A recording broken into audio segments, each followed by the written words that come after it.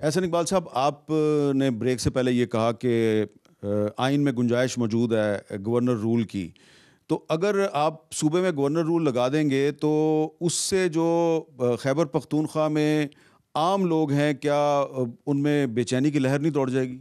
دیکھیے، عام آدمی تو تنگ آئے ہوئے ہیں. مجھے صبح سے کوئی 20 فون پشاور سے آئے ہیں کہ جی ہم یہ اس حکومت کے ساتھ نہیں ہیں، یہ جو کچھ کر رہے ہیں ہم اس کی حمایت نہیں کرتے، اور آپ وزیر اعظم کو بتائیں کہ ہماری ان سے جان چھڑائیں. ہم آرڈر چاہتے ہیں، ہمارا صوبہ آگ میں جل رہا ہے، ہمیں ایسی حکومت چاہیے جو امن بحال کرے.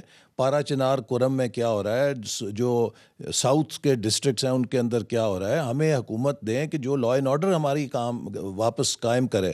تو وہاں پر میرا نہیں خیال کہ ماں سوائے جو پی ٹی آئی کے ڈائی ہارٹ لوگ ہیں وہ شاید تکلیف محسوس کریں. عام آدمی تو سائے آف ریلیف لے گا میرے نزدیک، لیکن یہ پی ٹی آئی کی حکومت کی ناکامی ہوگی. انہیں موقع دیا 2013 میں، نواز شریف صاحب نے، اس وقت مولانا فضل الرحمان صاحب نے کہا کہ ہم حکومت بنا سکتے ہیں. نواز شریف صاحب نے ایک جمہوری جذبے کے تحت کہا کہ چونکہ یہ سنگل لارجسٹ پارٹی ہے، اگرچہ میجورٹی نہیں تھی ان کے پاس، تو پہلا حق ان کو دینا چاہیے، اپنی حکومت بنا لیں. آج میرا خیال ہے کہ وہی غلطیاں ہماری جمہوری پسندی کی سامنے آ رہی ہیں. اگر ان کو اس وقت موقع نہ ملتا، آج ان کا وہاں پہ بیج ہی نہ لگتا اس صوبے کے آپ کے اندر. خیال میں جو نواز شریف صاحب کی جمہوریت پسندی ہے وہ ایک غلطی تھی؟ وہی میں کہہ رہا ہوں نا، وہ اسی طرح 2014 میں جب انہوں نے پارلیمنٹ پہ حملہ کیا، اس وقت ان کے خلاف جو بغاوت کے کیسز ہیں، اگر ہم ان کی پیروی کر دیتے تو مجھے یقین ہے 9 مئی تک بات ہی نہ پہنچتی. اچھا، 2014 میں جو وزیر داخلہ تھے چودھری نثار علی خان صاحب، وہ یہ اوپینین رکھتے تھے کہ ان کو ریڈ زون میں داخل ہونے کی اجازت نہیں ملنی چاہیے، لیکن نواز شریف صاحب نے کہا کہ ان کو آنے دیں. تو وقت نے ثابت نہیں کیا کہ چودھری نثار علی خان صاحب کا فیصلہ درست تھا؟ میرا خیال ہے کہ اس وقت جو نواز شریف صاحب کا فیصلہ تھا اس کے نتیجے میں یہ ایکسپوز ہوئے بہت بری طرح، اور لوگوں کو پتہ چلا کہ ان کے اصل عزائم کیا ہیں. یہ جو کہتے تھے کہ، اور آپ نے دیکھا کہ پھر اس کے بعد ایک تسلسل ہے جس میں انہوں نے تشدد کیا، پارلیمنٹ پہ قبضہ کیا، پی ٹی وی پہ قبضہ کیا، پھر اس کے بعد جب جوڈیشل کمپلیکس ہے اس کا کیا حشر کیا، زمان پارک میں جب ان کو سمن دینے گئے اس پہ کیا حشر کیا، پھر پرویز خٹک صاحب کے مزید جو لانگ مارچز تھیں اس میں انہوں نے کیا کیا. اور اسی طرح اب بھی یہ جو ان کے پچھلے مظاہرے تھے ان کے اندر انہوں نے پولیس کے ساتھ کیا گولیاں چلائیں، اپنے سرکاری وسائل سے ٹیئر گیس الٹا پولیس کے اوپر چلائی.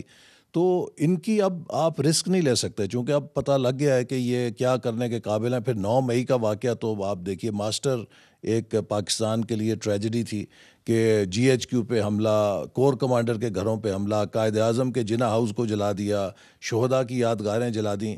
آج آپ بتائیے کہ وہ گروہ جو آپ کی بارڈر پہ ایک پوسٹ ہے جس پہ 2 یا 3 سپاہی ہوتے ہیں اس پہ حملہ کرتا ہے، اس پہ تو آپ دہشت گردی کی دفعہ لگا دیتے ہیں، اسے تو کہتے ہیں کہ ملٹری ٹرائل کرو.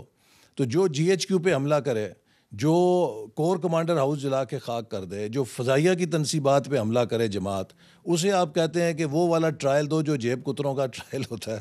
تو یہ کون سا انصاف ہے؟ تو اب وے فارورڈ کیا ہے؟ دیکھیے، وے فارورڈ یہی ہے کہ پی ٹی آئی کے ہاتھ میں کنجی ہے. اگر تو اس کی سیاسی قیادت سمجھتی ہے کہ بشرا بی بی اور عمران خان ان کو ایک کھائی کے اندر لے کر جا رہے ہیں، ایک ڈیڈ اینڈ کے اندر لے کے جا رہے ہیں، تو انہیں اپنی سیاسی فراست کا مظاہرہ کرنا چاہیے اور اس طرز سیاست سے علیحدہ ہو کر جمہوریت کے اصولوں کے مطابق بات چیت کریں اور اس طرح کی پرتشدد سیاست سے گریز کریں. لیکن اگر گورنر رول لگتا ہے خیبر پختونخوا میں تو صورتحال مزید کشیدہ نہیں ہو جائے گی؟